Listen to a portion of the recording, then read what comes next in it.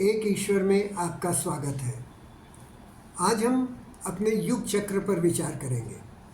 परंपरा से हमारे समय खंड को 4 युगों में बांटा जाता है: सतयुग, त्रेता, द्वापर और कलयुग। और इनका जो रेशियो है वो 4-3-2-1 के रेशियो में बताया जाता है।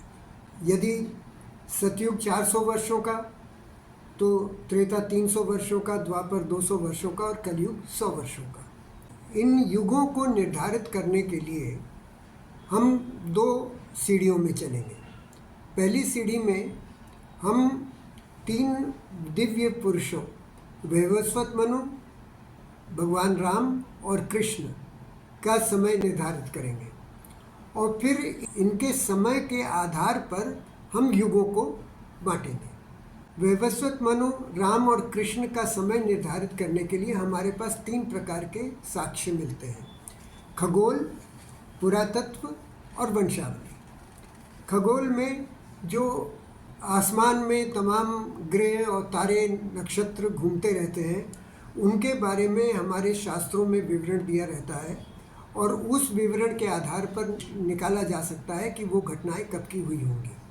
तो वैवस्वत मनु का खगोलीय दृष्टि से के श्रीनिवास राघवन ने 8576 वर्ष ईसा पूर्व का समय बताया, जबकि एस.बी. रॉय ने 2798 ईसा पूर्व का समय बताया।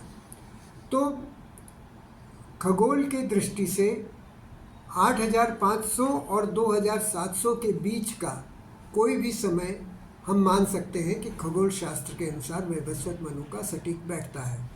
खगोल शास्त्रियों के बीच में कोई आम सहमति नहीं है और वो अलग अलग गणना करके अलग अलग बनाते हैं। हमें इसके प्रपंच में पढ़ने की ज़रूरत नहीं है। हम ओवरऑल पिक्चर ये दिखाना चाहते हैं कि हमारे जो समय हमने निर्धारित किया है वह इन सभी तीनों साक्ष्यों यानी खगोल, पुरातत्व और वंशावली तीनों से मैच करता है। रामायण युद्ध का सीमा पी.वी. वर्तक ने 7292 ईसा पूर्व बताया, जबकि एस.बी. रॉय ने 1646 ईसा पूर्व बताया।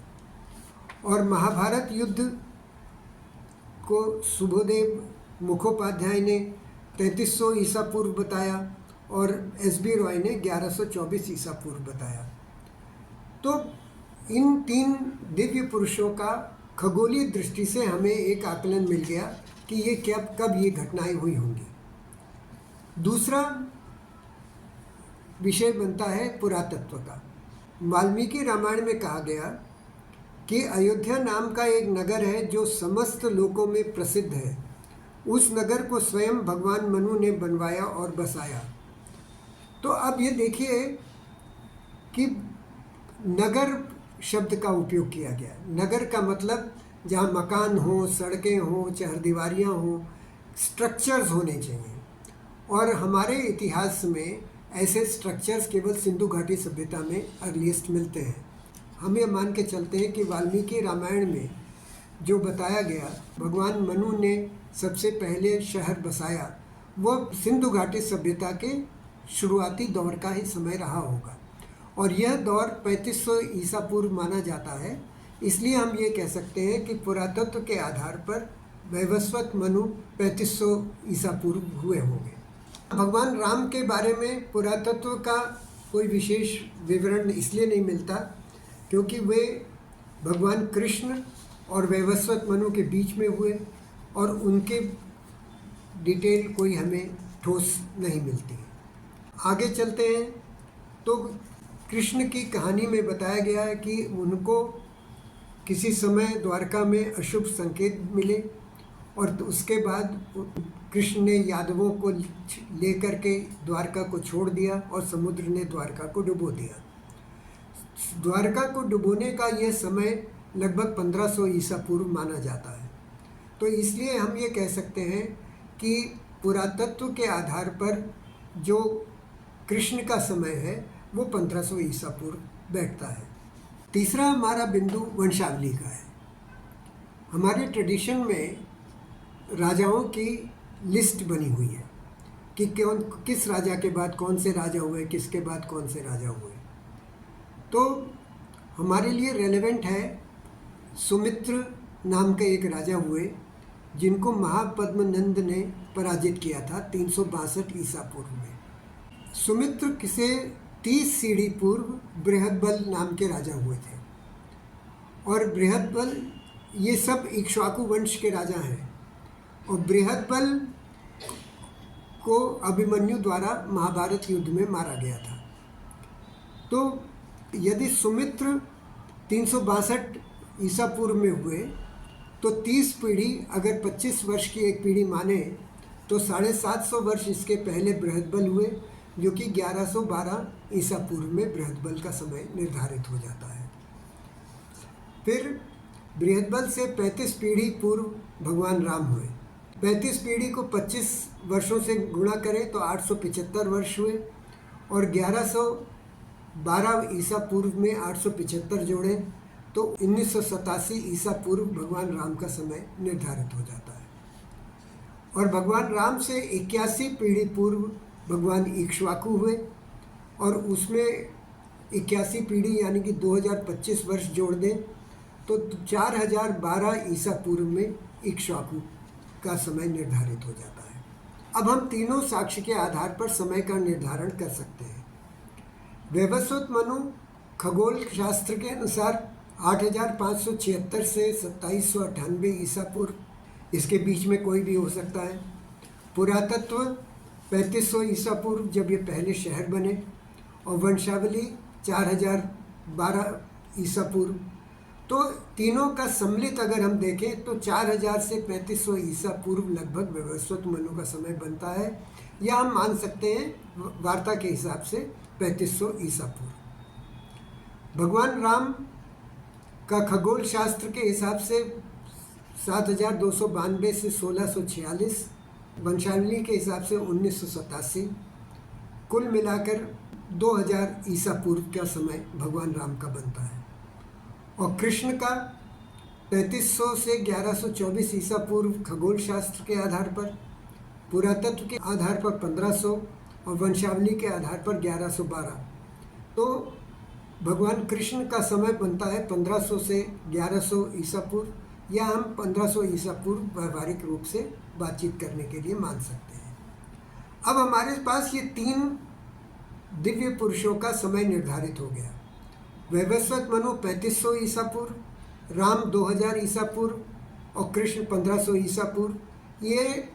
ये हमने खगोल शास्त्र, पुरातत्व और वंशावली तीनों के आधार पर बनाया।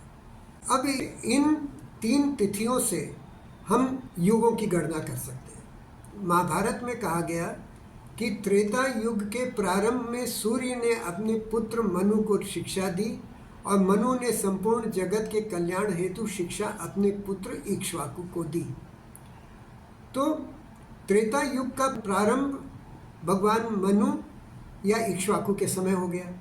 अब इक्ष्वाकु का समय 3500 ईसा पूर्व हमने निर्धारित किया, इसका मतलब त्रेता युग 3500 ईसा पूर्व में स्टार्ट हुआ, ये इससे कंक्लूजन निकल आता है। दूसरी तरफ कृष्ण का समय द्वापर के अंत में या कलयुग के प्रारंभ में गिना जाता है और कृष्ण का समय हमने 1500 ईसा पूर्व माना, तो कलयुग का प्रारंभ या द्वापर का अंत 1500 ईसा पूर्व हो गया। अब हम इसके आधार पर ये निष्कर्ष पर पहुँचते हैं कि त्रेता युग 3500 से 2300 ईसा पूर्व ये 1200 वर्षों का, द्वापर युग 2300 से 1500 ईसा पूर्व ये 800 वर्षों का भगवान राम के समय तक, और कलियुग 1500 से 1100 ईसा पूर्व कृष्ण के समय। इस प्रकार ये तीनों युग का समय निर्धारित हो जाता है। अब प्रश्न होता है कि वर्तमान में क्या चल रहा है। यदि हम यह माने कि जिस प्रकार पहले 4 युग हुए वैसे ही दोबारा 4 युग रिपीट करेंगे, तो हम मान सकते हैं कि 1600 वर्षों का सतयुग कृष्ण के बाद 1100 ईसा पूर्व के बाद शुरू हुआ। इसलिए सतयुग हो गया 1100 ईसा पूर्व से 500 ईसा बाद, यह 1600 वर्षों का सतयुग हुआ। 500 ईसा बाद से 1700 ईसा बाद ये 1200 वर्षों का त्रेता युग हुआ। 1700 ईसा बाद से 2500 ईसा बाद ये द्वापर युग हुआ 800 वर्षों का, और इसमें हम आज चल रहे हैं। अगर यह गणना सही है, अगर हम यह मानते हैं कि ये चारों युग पुनः रिपीट करेंगे, तो आज हम दूसरे द्वापर युग में चल रहे हैं और 2500 ईसा बाद का कलयुग बाद में आएगा। इस प्रकार हम खगोल शास्त्र, पुरातत्व और वंशावली तीनों के आधार पर युगों का निर्धारण कर सकते हैं और अपने दिव्य पुरुषों का समय निर्धारित कर सकते हैं। मुख्य बात यह है कि हमको आज विश्व में अपनी बात को कहना है। विश्व में साइंस की मान्यता है, तो जब तक हम अपने युगों का ऐसा कोई वर्णन नहीं देंगे जो साइंस से मैच करता हो, तब तक दुनिया हमारी बात को नहीं मानेगी, भले हम कुछ भी रटते रहें। इसलिए हमें विज्ञान और अपने ट्रेडिशन को साथ में लेके चलना चाहिए, और विज्ञान और ट्रेडिशन को लेके चले तो हमारे हिसाब से ये त्रेता, द्वापर और कली के समय बनते हैं। आशा है आपको हमारी ये वीडियो पसंद आई होगी। इसमें जो वंशावली की डिटेल है वो इस वीडियो के डिस्क्रिप्शन में आप लिंक प्राप्त कर सकते हैं, और इस वीडियो को लाइक और शेयर करना न भूलें। हमें अपने क्रिटिकल कमेंट्स अवश्य भेजें, जिसका हम यथाशक्ति उत्तर देने का प्रयास करेंगे। धन्यवाद और पुनः मिलेंगे।